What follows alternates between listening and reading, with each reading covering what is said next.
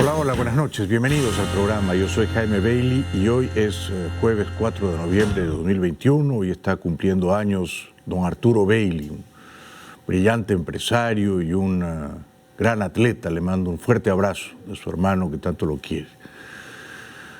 Hace unas horas en el Hotel Hyatt Ziva, en Cancún, más exactamente en la bahía de Petén-Pich, nunca estuve ahí, irrumpieron unos narcos, esto pasa cada tanto en Cancún y en Playa del Carmen y en la Riviera Maya, y desataron una feroz balacera. Hay por lo menos 2 muertos. Y por supuesto se esparció el pavor, el pánico entre los huéspedes que estaban en la piscina retosando imágenes. Estos son los huéspedes del Hotel Hyatt en Cancún. Casi todos corrieron dentro del hotel luego de escuchar el eco de la balacera. Algunos se refugiaron en sus habitaciones. Casi todos estaban, como es notorio, en bañador, en traje de baño. Y había un ambiente de consternación y de incredulidad porque de nuevo los narcos llenan de violencia y sangre esa zona tan estimable, la zona de la Riviera Maya. Dicho esto, les había contado esta semana que el gobierno del presidente Biden estaba considerando compensar económicamente o indemnizar a las familias que durante el gobierno de Trump llegaron a la frontera sur tratando de ingresar ilegalmente a este país y que fueron separadas por orden personal explícita del señor Trump, menores de edad confinados en albergues y sus padres separados de ellos, deportados a sus países de origen. Hoy el presidente Biden pareció sorprendido cuando un periodista le preguntó si era verdad o no que su gobierno pensaba pagar casi $500,000 por cada menor de edad que había sido separado de su familia. As you were leaving for your overseas trip, there were reports that were surfacing that your administration is planning to pay illegal immigrants who are separated from their families at the border up to $450,000 each, possibly $1 million per family. Do you think that that might incentivize more people to come over illegally? If you guys keep sending that garbage out, yeah. But it's not true. So this is a garbage report? Yeah. Okay. So $450,000 per person. Is that what you're saying? That was separated from a family member at the border under the last administration. That's not going to happen. Acaban de escuchar al presidente, ¿no? Dijo eso es un reporte basura, es decir, que el presidente sugirió que la culpa de esa noticia la tenía la prensa por haberla difundido. En pocos segundos van a escuchar a su secretaria de prensa y a su secretario de inmigración diciendo ambos que sí están considerando indemnizar a las familias separadas durante el gobierno de Trump. ¿A quién le creemos? ¿Al presidente o a su secretario de inmigración y a la secretaria de prensa? Es insólita la contradicción. Pero antes de verla, le preguntaron también al presidente por qué, haciendo campaña por el candidato a la gobernación de Virginia, que perdió el demócrata Terry McAuliffe, Biden había mencionado obsesiva y machaconamente hasta 24 veces el nombre del señor Trump, que, hasta donde sabemos, ya no gobierna. Okay, and then just a follow-up, because you mentioned Trump a couple times.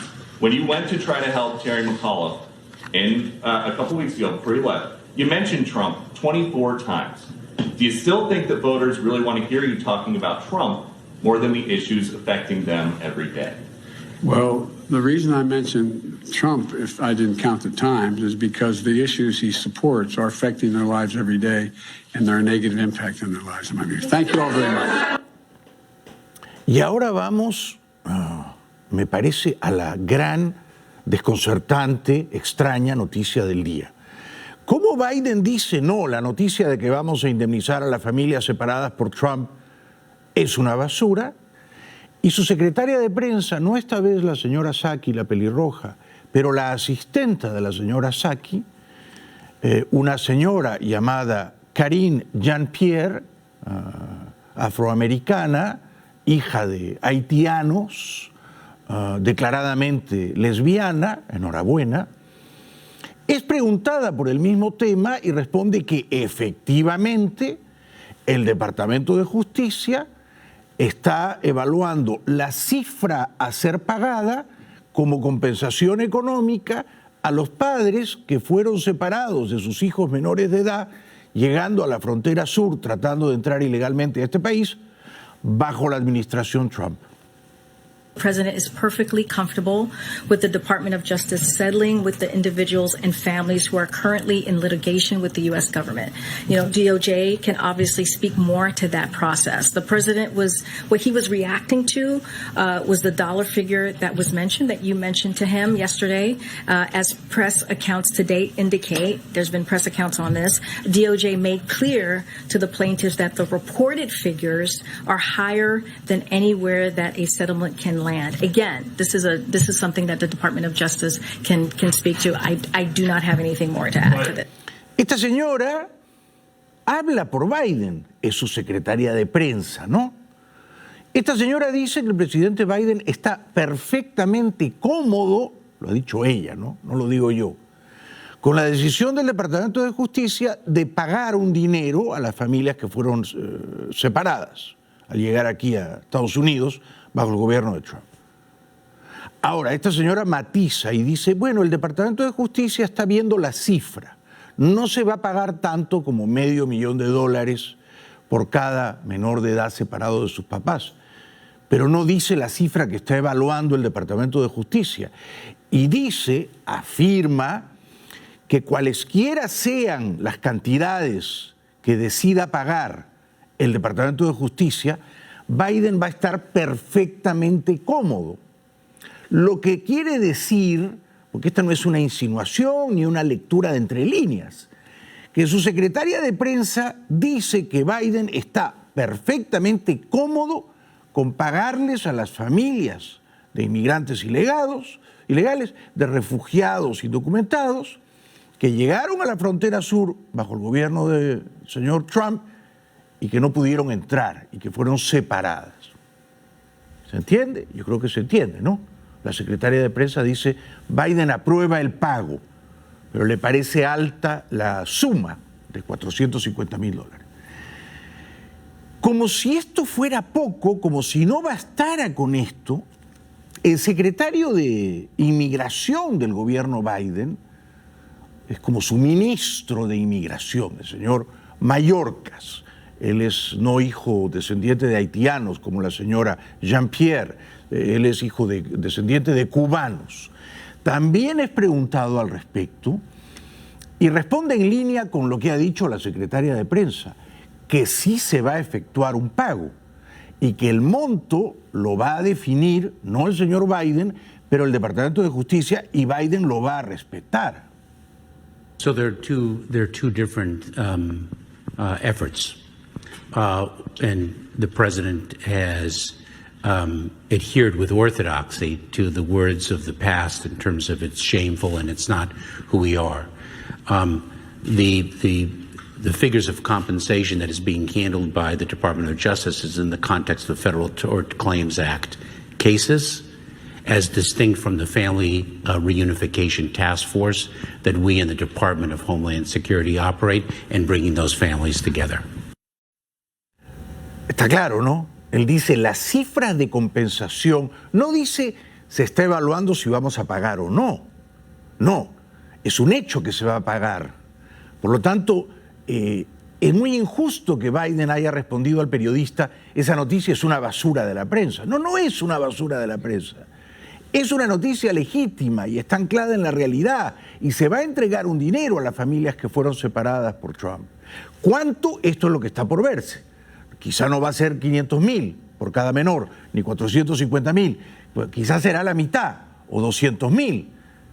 Igual es una fortuna para un refugiado centroamericano que llegó con 2 hijos, que fueron separados y ahora le van a dar $400.000. Bueno, ok, no va a cobrar $1 millón, pero $400.000.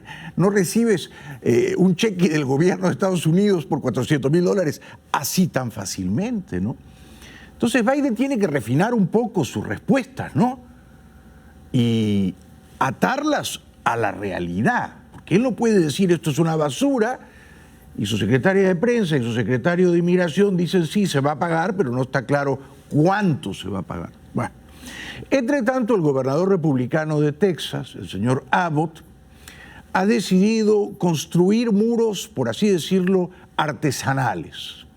Va a obstruir ciertos pasos de la frontera, dado que Biden no hace nada, depositando allí, uno al lado del otro, grandes contenedores vacíos que rescata de los puertos. Here we go. The state of Texas taking matters into its own hands by building a border wall in a different way, using some unusual materials. We begin dropping these large containers that you see on 18-wheelers that you also see on these ships that are going across the ocean. We're dropping them down on locations that could be crossings that would be used by these caravans to serve as a blockade to prevent them from coming across the border. Entre tanto, como saben ustedes, ha ganado esta semana la reelección como gobernador de New Jersey, pero por un puñado minúsculo de votos, por 20.000 votos, poco más, poco menos, Phil Murphy. Pareció que el republicano Chiattarelli le iba a ganar. Al final, remontó y ganó por puesta de mano el demócrata Phil Murphy, que lucía eufórico y al mismo tiempo aliviado, porque una derrota suya habría sido otro revés para Biden.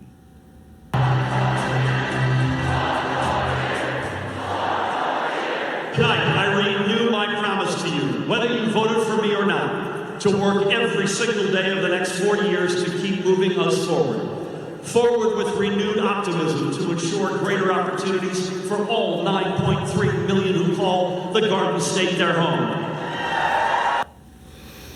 Estaba acompañado de sus 2 hijos y de su esposa, y decía el señor Murphy que él iba a trabajar para todos los residentes de New Jersey. New Jersey es un estado, como bien saben ustedes, con una fuerte, densa población hispana, ¿no? And so importantly, forward with a deeper sense of fairness and a commitment to equity. Forward by rejecting the divisiveness and chaos that permeate too much of our politics. In short, forward living up to our Jersey values. Ganó con 50.8% contra 48.5% de Jack Chiattarelli. O sea que ganó por 2 puntos porcentuales. Ganó exactamente por unos 55.000 votos, más o menos. 55.000 votos, no los 20.000 que dije. Corrijo, me actualizo.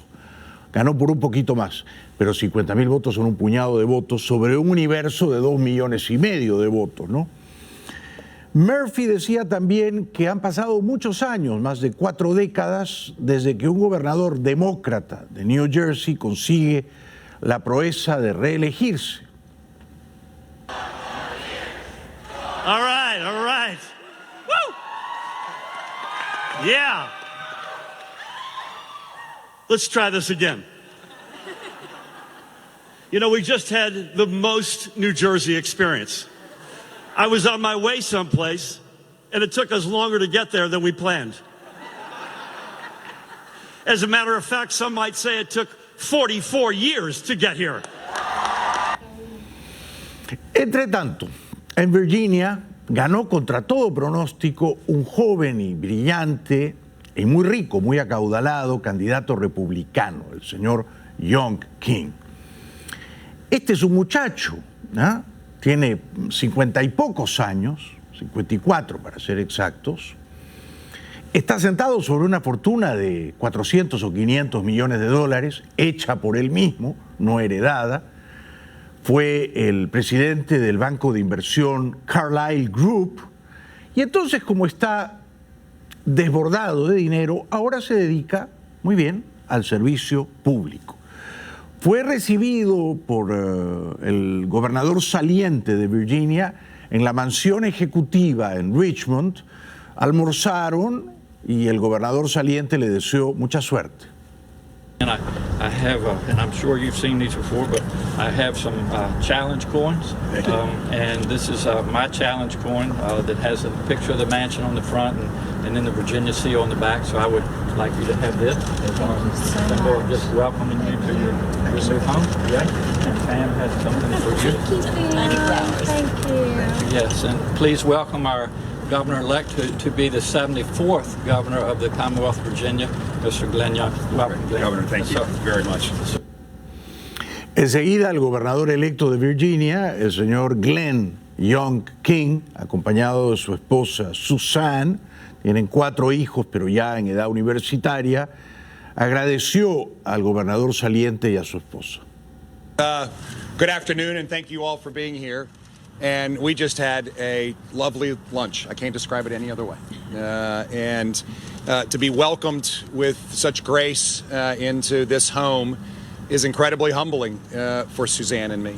I'm a homegrown Virginian, and to have a moment to stand here in front of this historic building and to stand here and think about all of the many, many important decisions that have been made here and the many people who have passed through these doors, it's a bit humbling for us to be here today. Este es el futuro del Partido Republicano, ¿no? Este señor, electo gobernador de Virginia, no quiso hacer campaña, siendo republicano, con Trump al lado. No lo invitó a ninguno de sus mítines, no se hizo fotos con Trump, tomó distancia de él. Y la estrategia le funcionó. We got a lot of work to do. Day one's going to come fast. And on day one, we need to go to work. And so I just so appreciate your willingness to be so helpful as we head towards this next stage in Virginia's future. And then finally, and I do so appreciate your welcoming of the press team here, we're going to continue to be incredibly open and accessible. And I think one of the things that has excited me most during this campaign, but also as we head forward, is just the open interaction that we have, and we're going to have a lot to talk about because we're going to be moving forward with the real pace. Como ustedes saben, en las encuestas dentro del Partido Republicano, ¿quién desearían ustedes que fuera el candidato presidencial en 2024? Trump tiene casi 50%, 47%. Arrasa. Los republicanos adoran a Trump, quieren que vuelva a ser presidente. Segundo, pero con 10%, lejísimos, está ese señor, gobernador de la Florida, señor DeSantis, Ron DeSantis, que protesta contra la vacuna obligatoria que le quiere imponer el otoñal señor Biden. People should be able to make these decisions. I don't think people want this decision yanked away from them. I don't think they want to allow a precedent where the federal government could come in and just force you to do what it wants you to do. También el joven y brillante senador republicano por Missouri, Josh Hawley, de apenas 41 años, este es otro líder promisorio del Partido Republicano, sostiene que Biden no tiene autoridad legal para imponer una vacuna mandatoria, obligatoria, sobre nadie. Dice, no hay ninguna ley que autorice al gobierno a hacer tal cosa. Laws that authorize OSHA to enforce particular safety protocols. There is no law that authorizes them to enforce a vaccine mandate. Never, and nor has there ever been any precedent for that in American history. You can't just make stuff up. That's why we have a constitution. If the executive wants to do something, they have to be authorized by law. They are not authorized by law. They're literally just doing this. I mean, you talk about executive overreach. I mean, this is essentially just making up a requirement, making up a law, and forcing all Americans to obey. Este punto es fascinante, ¿no? ¿Tiene derecho el gobierno de imponer a un ciudadano aplicarse la vacuna? Y si no lo hace, ¿tiene derecho a castigarlo? El gobernador Kemp del estado sureño de Georgia coincide con DeSantis y con Hawley. No, el gobierno no tiene derecho. Georgians have stepped up to the plate and have been part of the solution in getting past the worst of this virus. They didn't do that because of any government mandate. They did it because they wanted to protect their families and their communities. and they wanted to get back to normal. By the way, Georgia is leading a group of states in a federal lawsuit because of the mandate requiring employees of federal contractors to be vaccinated by December 8th.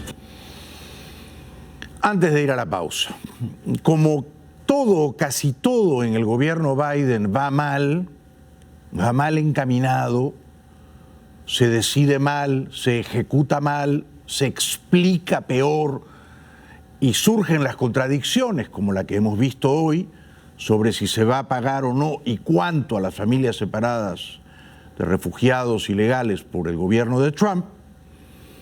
Algunos memoriosos quisieran recordar, y lo vamos a hacer nosotros esta noche, las advertencias que el entonces presidente Trump hizo sobre un posible y ahora real gobierno del otoñal señor Biden. If Joe Biden became president, China will own this country. If Joe Biden gets in, your Second Amendment is gone.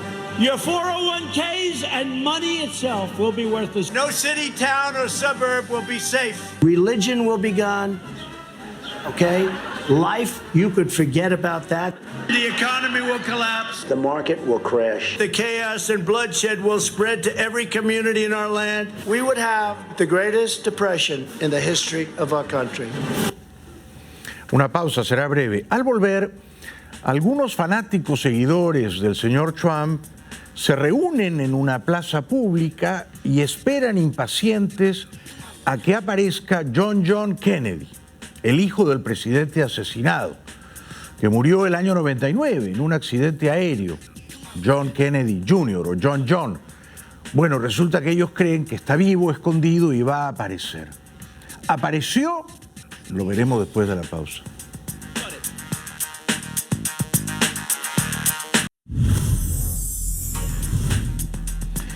Bienvenidos de vuelta. Un reportaje de la televisión chilena, bastante curioso, me informó respecto de algo que yo ignoraba por completo, y es que muchos seguidores del expresidente Trump, que tienden a creer en teorías paranoicas, conspirativas, disociadas de la realidad, están convencidos de que John Kennedy Jr. o John no está muerto. No murió en un accidente piloteando él su propia avioneta de noche rumbo, me parece, a la islita de Martha's Vineyard, con su novia y con la hermana de su novia. Murieron los tres. Sin embargo, miles de seguidores de Trump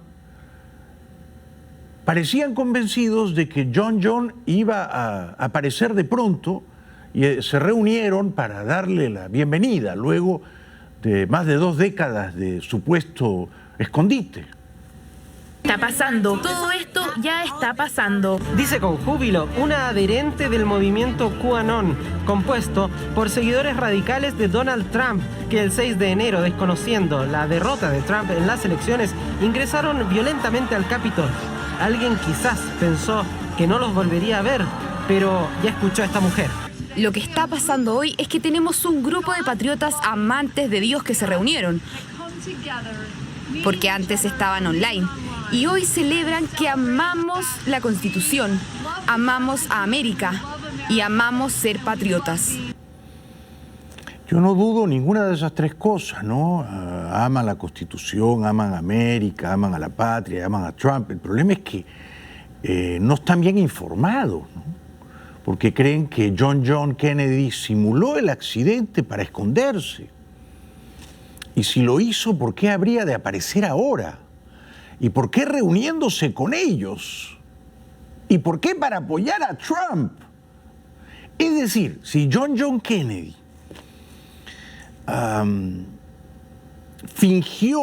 simuló un accidente aéreo en el mar de noche, en las costas de Massachusetts, para pasar a la clandestinidad, cosa que ya suena inverosímil, ¿no? Rocambolesca, parece todavía más increíble que salga del anonimato para apoyar a Trump.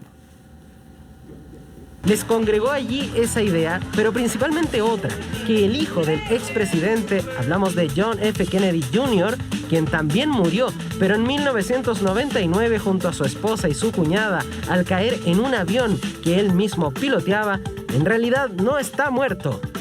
Él no murió ese día. Ha estado escondido, dicen, los últimos 22 años y se presentaría en ese lugar para anunciar que compartiría una candidatura junto a Donald Trump. John F. Kennedy Jr. va a ser nuestro nuevo vicepresidente y el presidente Trump va a ser nuestro presidente. Pero esta gente, bueno, con todo cariño, ¿no? Es gente excéntrica, pintoresca, sirve mucho desde el punto de vista periodístico porque da colorido y provoca risas, ¿no?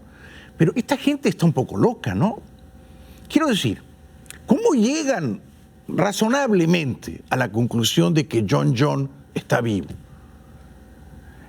¿Tienen alguna prueba, algún indicio? ¿En qué basan sus sospechas?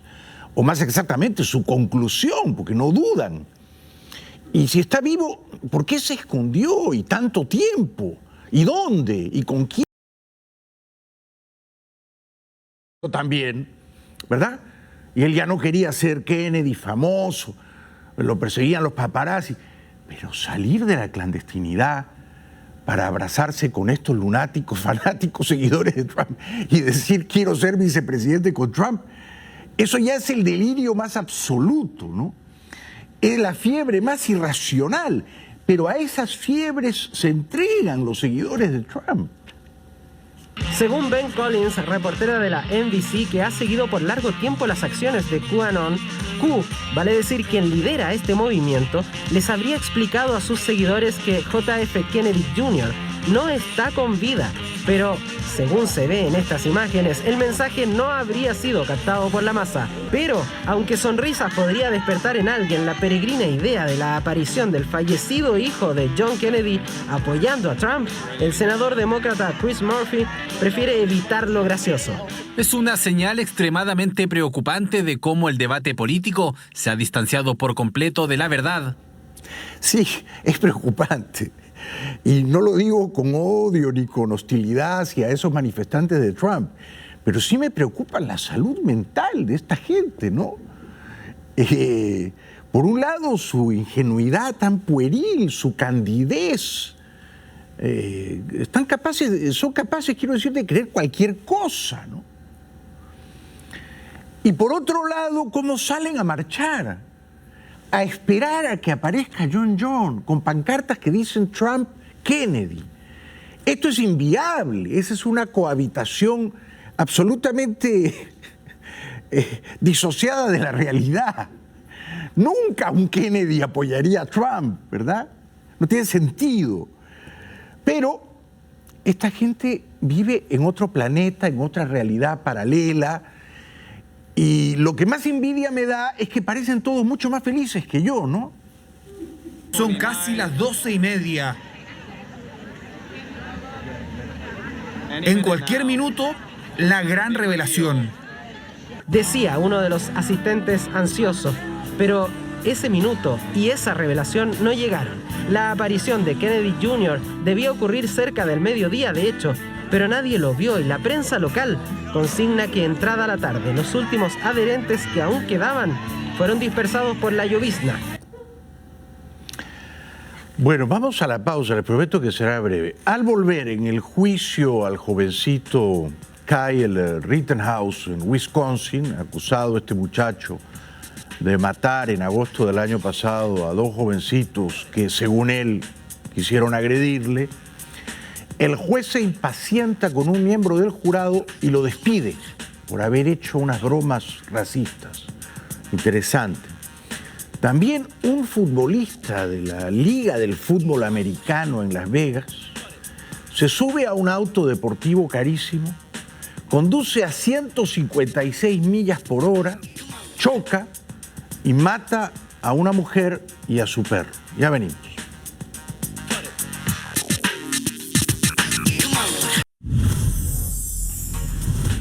Bienvenidos de vuelta. En el juicio en Wisconsin, Kenosha, Wisconsin, un pueblito de Wisconsin, a un muchachito de apenas 18 años, Kyle Rittenhouse, que en agosto del año pasado mató a dos jóvenes que según él lo perseguían y querían hacerle daño. El juez ha despedido a uno de los miembros del jurado. ¿Por qué? Porque este individuo, miembro del jurado, se permitió una broma de mal gusto y dijo que la policía había matado al afroamericano Jacob Blake de 7 balazos porque no tenía más balas para dispararle. One of the jurors was dismissed by the judge. The way it happened is that the prosecution actually said that one of these jurors potentially showed racial bias by telling a joke to the sheriff's deputy this week who was escorting the jurors out of the courtroom, basically attempting to make a so-called joke where he asked, why did the Kenosha police shoot Jacob Blake 7 times? And the response was, apparently, according to the joke, because they ran out of bullets. Pretendió hacerse el gracioso, pero lo han echado del jurado. Este es el momento en el cual el juez lo despide, lo expulsa, diciéndole que él ha demostrado estar parcializado. I've talked quite a bit about public confidence in the outcome of the trial, and regardless of whether the issue is as grave as you presented it in terms of inner feelings, it is clear that the appearance of bias is present, and it would seriously undermine the outcome of the case. Entre tanto, en Las Vegas, en el estado de Nevada, un jovencito estrella del fútbol de los Raiders de Las Vegas se sube a un vehículo deportivo carísimo, está ebrio, está borracho, conduce a muy alta velocidad, 156 millas por hora, choca y mata a una mujer y a su perro. Tonight, football player Henry Ruggs III wheeled into court to face justice. This is the case of the state of Nevada versus Henry James Ruggs III. The wide receiver fired from the Las Vegas Raiders wearing a neck brace, charged with multiple felony counts, including a DUI in the fatal high-speed crash. The police report on the fiery wreck saying Ruggs was driving at 156 miles per hour, with a blood alcohol level twice Nevada's legal limit, before slamming into another vehicle, killing a woman and her pet. Sorprendido, el juez dice, nunca vi un caso como este donde el acusado estuviera manejando a una velocidad tan alta, tan insana. I cannot recall a speed that high in my career on the bench. Judge Bonaventure rejected the prosecutor's request for $1 million bail. Ruggs' bail set for $150,000 and the highest level of electronic monitoring. He was also ordered to abstain from alcohol and other controlled substances. Prosecutors claiming a gun was found in Ruggs' vehicle. He did not make a plea today. He could face as much as 20 years in prison. Demasiada fama, demasiado dinero y poca inteligencia emocional, ¿no? A propósito de alta velocidad, aquí en la Florida la policía persigue a un prófugo que una vez que su vehículo sufre un desperfecto, sube a un puente y salta sobre las aguas de un río, tratando de evadir la persecución. It's signal forward on the bridge. It's crashing on the bridge right now. 48. Lake County, it just crashed on the bridge. It's on the top of the bridge right now. He's running right now. Looks like he's like trying to hop off the bridge right now. He's standing on the foot of the bridge. And he just jumped off the bridge. Salvó la vida. Fue rescatado y fue apresado. Yeah, it looks like they're about to get the subject out of the water.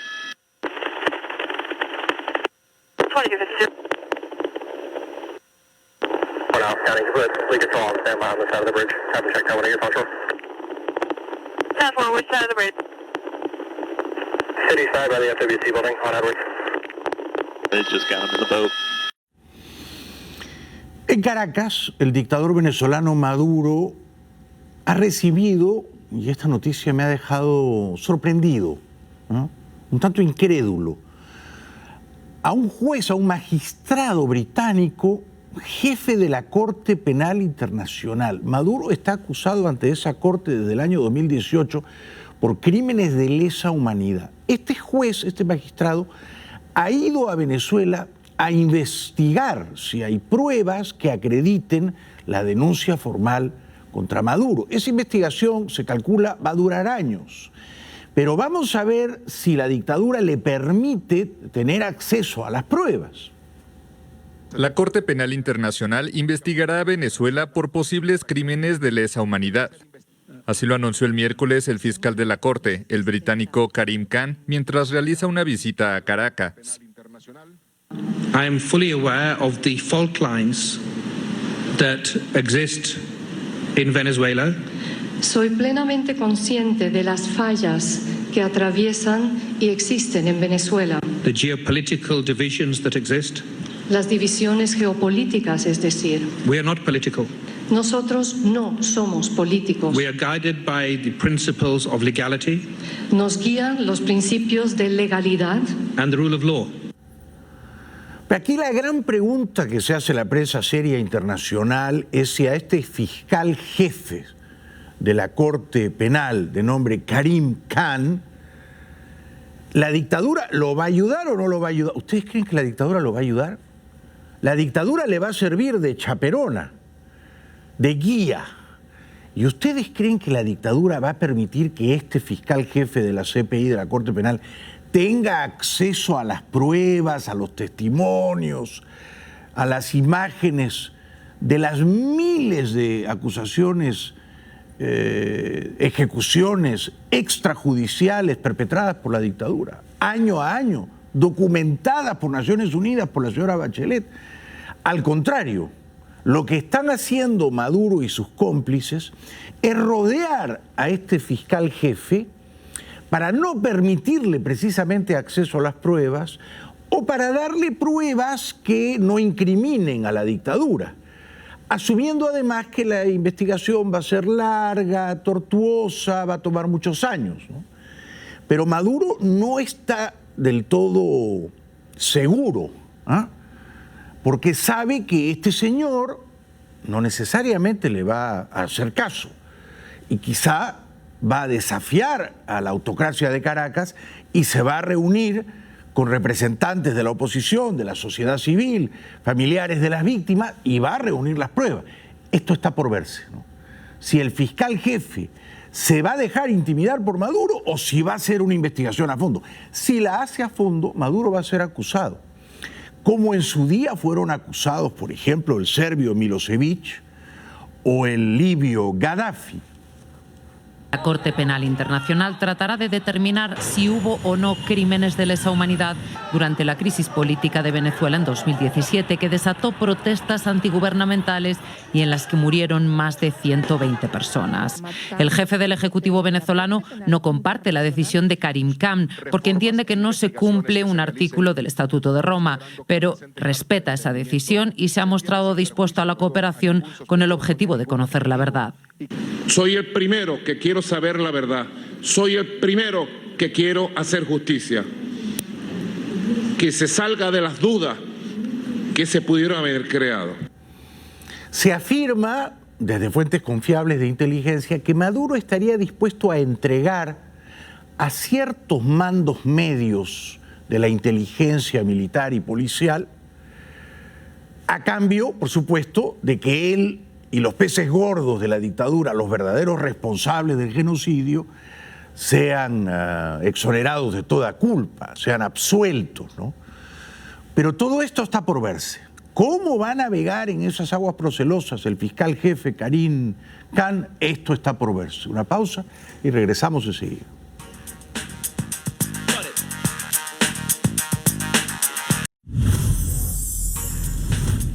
Bienvenidos de vuelta. Bueno, hay artistas cubanos que, virtualmente deportados por la dictadura de La Habana, tienen que vivir en Alemania, por ejemplo, en una galería de arte.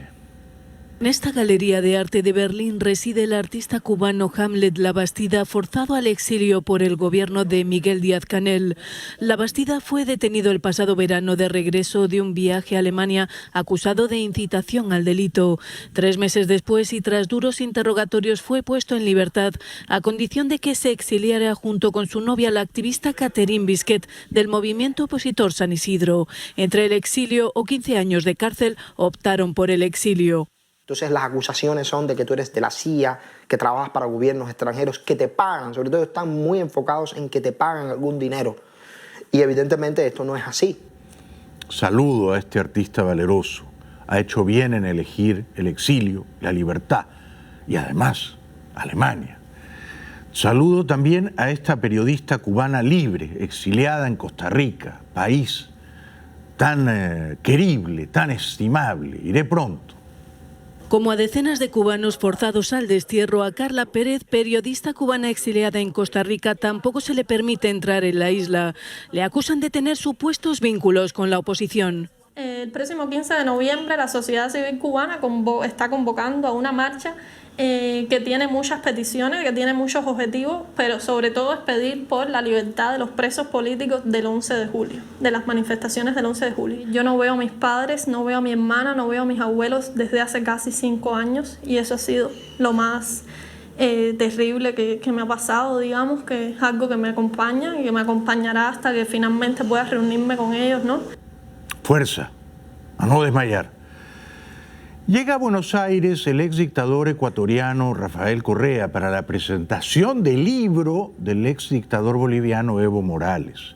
Correa, que cuando habla a ratos parece inteligente, sufre de espasmos autoritarios, de brotes despóticos y también sufre de taras chavistas. Entonces, nada más bajar del avión, saliendo de Ezeiza, derrama elogios desmesurados sobre el presidente argentino, el incompetente señor Fernández, y trata de explicar por qué los argentinos están en promedio, mayoritariamente, furiosos con el inepto señor Fernández. Correa lo defiende.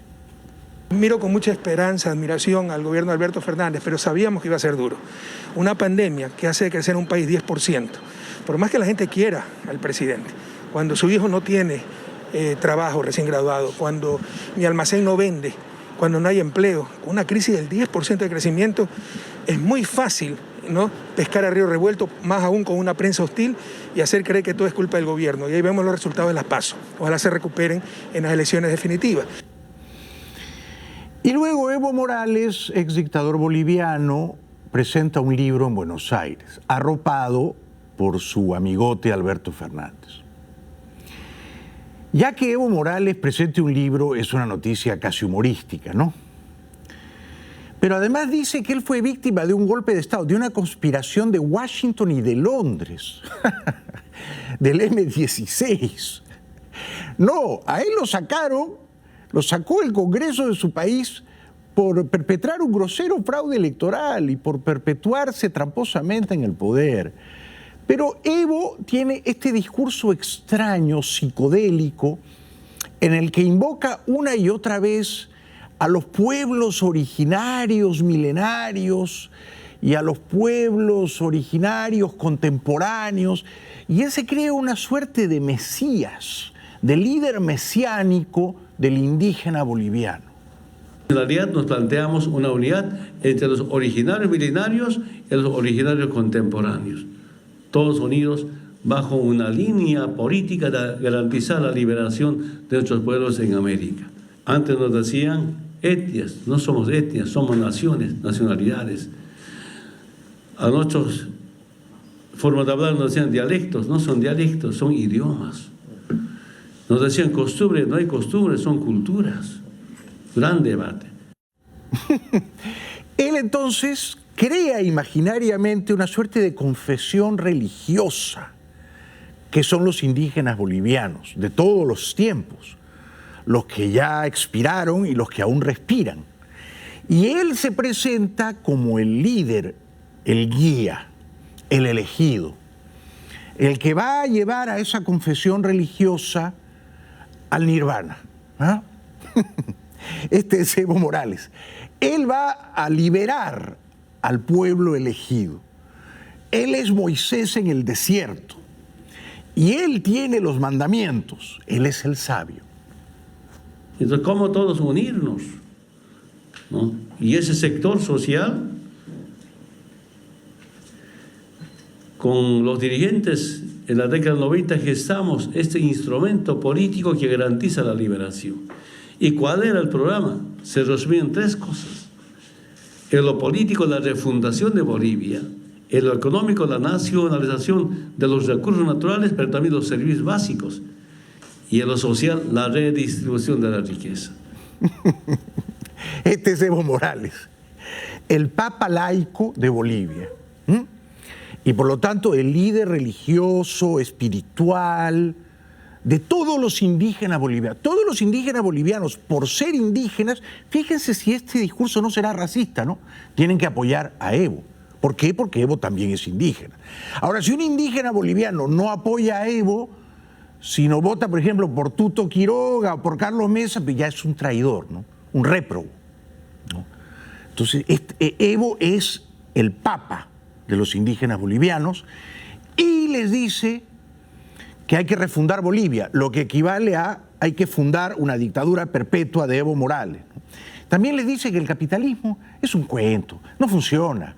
Y los países más ricos del mundo son capitalistas, es otro cuento.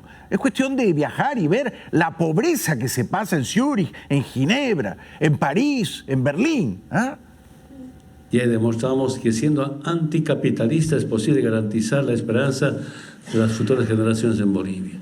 Nuestro gran deseo es llegar a ver cómo los países de Sudamérica consolidar UNASUR, repito nuevamente, es UNASUR de los pueblos, de los distintos sectores sociales, hombres, mujeres, juventudes comprometidos con la patria grande, hombres y mujeres comprometidos con la igualdad, por la dignidad, por la libertad, ya basta de sometimiento al imperio norteamericano. Porque lo que él quiere es estar sometido a la dictadura de La Habana y a la dictadura venezolana. Este es el sometimiento que lo hace feliz. Ser mascota de Maduro y de Raúl Castro. Ya regresamos.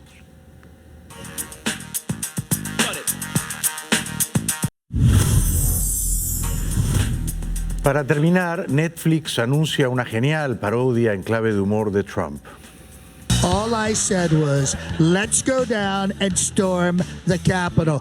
I don't know how they misunderstood that. It's like when I said, grab a woman by the... I said it, but you can't prove I actually did it. Muchas gracias por hoy, gracias por vernos, por acompañarnos, por seguirnos tan generosamente. Seguiremos conspirando mañana. Muy buenas noches.